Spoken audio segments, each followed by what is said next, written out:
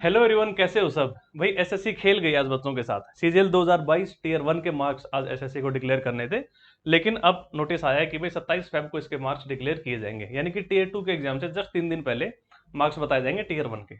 Of course वैसे तो कोई फर्क नहीं पड़ता, क्योंकि टीयर 1 जो था वो आपका क्वालिफाइंग नेचर का था, बट स्टिल एक ह्यूमन टेंडेंसी होती है भाई। रिजल्ट एक अलग चीज है और आंकड़े एक अलग चीज है। जैसे मान लो कोई ये कह दे इंडिया पाकिस्तान का मैच था, इंडिया जीत गई, इतना सुन के अपन संतुष्ट नहीं होते, अपने को लगता है यार थोड़े और बताओ, डाटा बताओ, मतलब किसने कितने रन बनाए, क्या कुछ रहा।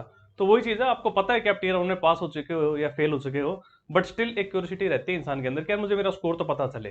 ठीक है, तो जो भी रीजन रहा चलो कोई बात नहीं, ऐसी चीजें होती रहती हैं लाइफ में। काफी इन्फ्लुएंसर्स ने भी डिक्लेयर कर दिया था कि मार्क्स आ चुके हैं, बट ऐसा नहीं हुआ। But that's okay, it's a part of life, चीजें ऐसी होती रहती हैं, कोई बड़ी बात नहीं है। क्योंकि एसएससी ने बोला था कि भाई आज मार्क्स देगी, और एसएससी अपनी बोली हुई बात अक्सर पिछले कुछ एक सालों से करती हुई भी आई है। तो ऐसा लग रहा था कि आज मार्क्स आ जाएंगे, बट एनीवे कोई फर्क नहीं पड़ता। अगर आपका टीयर 1 क्लियर है तो ऑफकोर्स आपने टीयर 2 की भी बढ़िया तैयारी कर रखी होगी। लास्ट का टाइम बचा है, इसमें मल्टीपल अपने रिविजन कर लो बार बार। अगर टीयर 1 नहीं हुआ था क्लियर, अब जो भी रीजन था, वैसे तो देखो यार 3,60,000 बच्चों को क्वालिफाई किया गया है मेंस के लिए। अगर इतनी भीड़ में भी अगर नाम नहीं आ रहा है तो आपकी तैयारी बहुत खराब थी। ठीक है, एक्सेप्ट करो इस चीज को, आपकी तैयारी खराब थी। और इतनी तैयारी से कभी भी आपका सीजीएल का एग्जाम तो डेफिनेटली नहीं निकलेगा, है ना।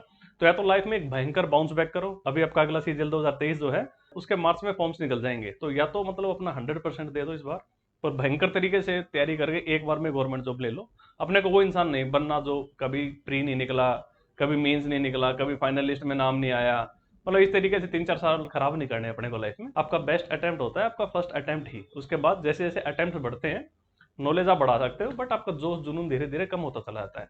फर्स्ट अटेम्प्ट खराब हो चुका है तो कोई बात नहीं, सेकंड अटेम्प्ट को फर्स्ट अटेम्प्ट के जैसे ही एनर्जी ला के वापस इस एग्जाम की बढ़िया सी तैयारी करो। ठीक है, तो अगर आप लोगों ने किसी ने अभी मॉक्स नहीं लिए हैं तो फिलहाल टेक्स्ट बुक के ऊपर 3 दिन की सेल चल रही है। इसमें अगर आप भाई कूपन का इस्तेमाल करते हो BHAI, तो भाई कोड लगाने से आपको 50% एक्स्ट्रा वैलिडिटी मिल जाएगी। मतलब जहां पहले 1 साल का कूपन मिलता था, वहां पे अब आपको 1.5 साल का कूपन मिलेगा। तो अगले 1.5 साल तक यानी 18 महीने तक आप जिस भी एग्जाम की तैयारी कर रहे हो, सभी एग्जाम्स के मॉक टेस्ट आप लोग टेक्स्ट बुक पे लगा सकते हो। अनलिमिटेड, कोई लिमिट नहीं है। एक बार आपने पास ले लिया तो फिर आप जितने मर्जी मॉक्स लगा सकते हो। ठीक है, फिर मॉक्स लगा के एनालिसिस करो, गलतियां क्या कर रहे हो उन पे काम करो, तभी मॉक लगाने का फायदा होता है। ठीक है, और हमेशा जो है ना, मतलब एग्जाम ओरिएंटेड ही पढ़ाई करो। जैसे एसएससी के जैसे क्वेश्चंस आए हैं पिछले पेपर्स के अंदर, उन्हीं के आसपास के लेवल्स की या फिर उन्हीं क्वेश्चंस की बार बार प्रैक्टिस करो।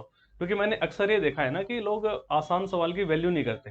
उन्हें लगता है कि जो सवाल जितना मुश्किल है वो सवाल उतना ही बढ़िया है, आसान सवाल की कदर नहीं की जाती।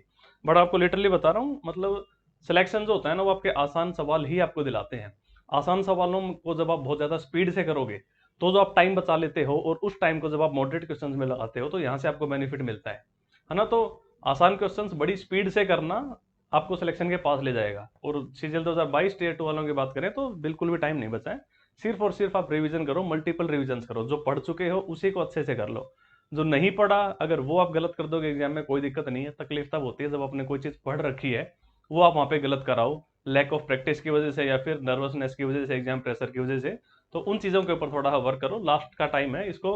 मतलब देखो, हर इंसान को अपनी औकात पता होता है कि वो मतलब कितनी तैयारी कर चुका है, कितनी उसकी बाकी है।